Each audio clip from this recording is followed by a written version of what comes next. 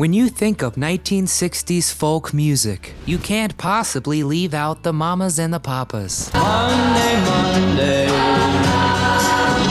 so good to me. Consisting of Papa John and Michelle Phillips, Denny Doherty, and of course Mama Cass. It's hard to fathom that a group only together for 3 years, from 65 to 68, could become such a vital part of music history. Yet, despite the widespread success, it couldn't prevent this family from behind-the-scenes tension that included affairs, breakups, and copious amounts of substance abuse. I'm Nostalgic Nick with Do You Remember? And today we're taking a deep dive into the Mamas and the Papas, seeing what led them together in the mid-60s and what they all did after the split. If you enjoy our throwback, please give it a thumbs up and subscribe to the channel so you never miss a beat. Now let's head on down to Creek Alley. John Phillips. Known as the leading man and the primary songwriter of the group, John Phillips left his first wife to marry Michelle and sparked the creation of the group. The popularity of folk music was dwindling, and a friend of John's, Denny Doherty, encouraged him to write pop material in the vein of the Beatles. And John became world famous for his songwriting ability, creating top folk hits for the Mamas and the Papas, including California Dreamin', Such a winter's day. and Monday, Monday, both of which hit the Billboard Top 10. California Dreamin' came to fruition in 1963, when John and Michelle were living in New York City and missing the warmth and vibrant West Coast. Technically, they were still in their previous group, the New Journeymen, but it would become the song synonymous with the Mamas and the Papas. And Monday, Monday was their only #1 hit on the US Billboard Hot 100. Monday morning, couldn't guarantee. And the first time in history that a song by a mixed gender group reached the top of the charts. But behind the scenes, things were messy. Michelle Phillips was a believer in free love, and her marriage to John didn't halt her beliefs. She began an affair with the only other man in the group, Denny. And when John found out, he wrote the song I Saw Her Again, and made Denny sing the lead as a punishment. But that was far from the end of Michelle's free-loving nature. More on that soon. After the Mamas and Papas broke up, John began a solo jaunt, and although his work didn't equal commercial success, his first solo album was given 4 stars by Rolling Stone and is critically praised. Doherty has stated that if the Mamas and the Papas had recorded that album, it would have probably been their best. Then the 1970s were a drug-fueled haze that landed John in prison. His years of drug and alcohol abuse led to a liver transplant in 1992, and John died in March of 2001 at the age of 65 from heart failure. It was after his death that his oldest daughter Mackenzie spoke out about some truly horrifying events. We talk about them more in our Child Stars of the 1970s video, but Mackenzie revealed that she and her father had a drug-fueled incestual relationship, which lasted nearly a decade and ended only after she became pregnant and had an abortion paid for by her father. Truly horrifying. While John's third and second wives respectively deny these allegations, Denny's daughter Jessica alleges that her father knew the awful truth and was, quote, horrified at what John had done. Cass Elliot. Mama Cass was the heart and soul of the group, with her glowing smile, infectious personality, fun dance moves, and powerhouse vocals.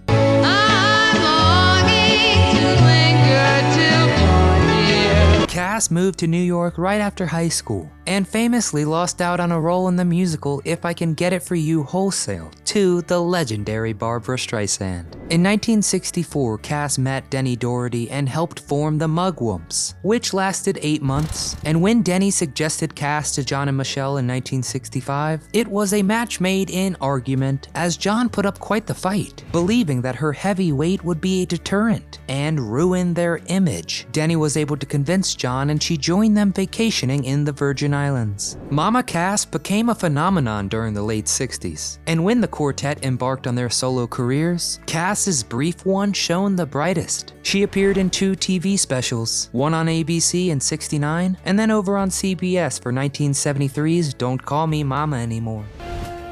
And people still call me Mama. The only one I really like to call me Mama is my daughter. And her 2 late 60s albums before a record label swap were highly successful, with a highlight tune being 1968's Dream a Little Dream of Me. Dream a little dream of me. But Cass dealt with health problems throughout her later years. She managed to lose 100 of her 300 pounds, but the weight loss led to a stomach ulcer and throat problems. This was all before her infamous Las Vegas show in October of '68, where she was bombarded with negative reviews. Newsweek even compared her performance to the Titanic disaster, saying, quote, "Mama Cass slid down the waves and sank to the bottom." Rumors spread that Cass was involved in heroin, to which she later confirmed she had been shooting up before going on stage. Embarrassed by the whole ordeal, she plummeted into a deep depression. But things were improving in the '70s, and she was performing as a solo star at the London Palladium. Michelle Phillips recalls in a documentary about receiving a phone call from an ecstatic Cass, who had received standing ovations and sold out shows both nights. The following day, Michelle received more news, this time that Cass had died in her sleep of a heart attack at the age of 32.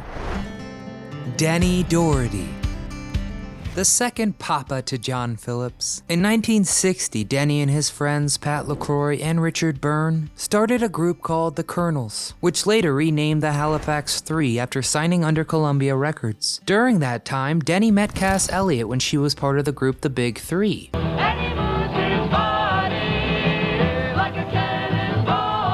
With all these different bands, John's the Journeymen and New Journeymen, the Mugwhoops, the Big Three, the entire pre-Mamas and the Papas history is outlined in the very unique song Creek Alley. When Jenny met Cassie gave a love bomb, called John and Saul, and that was the mugwump. And then there's the infamous affair with Michelle. Denny would say that the affair was a one-and-done incident and was over quickly, although at the time, it was pretty hard on all involved. And Cass, who was forever courting Denny to no avail, was also heartbroken by Michelle's conquers, saying, quote, "You could have any man you want. Why would you take mine?" Denny Doherty sadly passed away in early 2007 at the age of 66. He suffered from kidney failure following a surgery for an aortic aneurysm. Always seen as the talented male heartthrob of the group, we'll always remember him as such.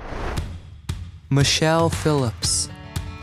Michelle was dabbling in commercials and modeling for a bit before she met John at a club while he was touring with the Journeymen. The two began a whirlwind romance as John divorced his wife and married Michelle in 1962 when she was just 18 years old. The newlyweds soon began writing songs together, and the new Journeymen was morphed into the Mamas and the Papas in 1965. By the time their second album was coming about, the news of Michelle's affair with Denny had been revealed. But this betrayal wasn't even the final straw for Michelle's dismissal and the eventual decline of the group. That would be her other affair with Gene Clark, the founding member of the Byrds. When Clark showed up to a Mamas and Papas concert, Denny would later describe Michelle as blowing kisses to Clark during the show, obviously enraging John. After the gig, John chased Michelle into the parking lot, telling her she was fired from the group. And for a time, Michelle was replaced with Jill Gibson, who was record producer Lou Adler's girlfriend. But that didn't last long, and Michelle made her way back into the group for the short time before they all went their separate ways. Michelle and Papa John divorced in 1969.